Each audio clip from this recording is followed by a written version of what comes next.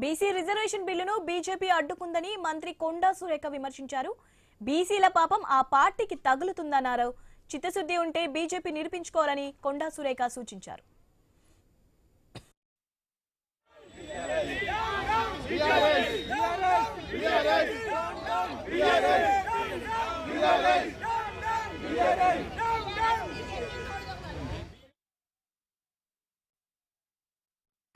రాహుల్ గాంధీ గారు ఏదైతే కామారెడ్డి డిక్లరేషన్ లో చెప్పారో దాన్ని ఈరోజు మన ముఖ్యమంత్రి గారు దాన్ని ఒక ఛాలెంజ్ గా తీసుకొని మరొక రెడ్డి బిడ్డ అయినా కూడా ఈరోజు ఆయన దాన్ని ఛాలెంజ్ గా తీసుకొని 42% తెలంగాణలో మేము అమలు చేస్తాము అని చెప్పి కులగణన చేసి మరి 1 year పాటుగా ఈ కార్యక్రమం జరిగింది.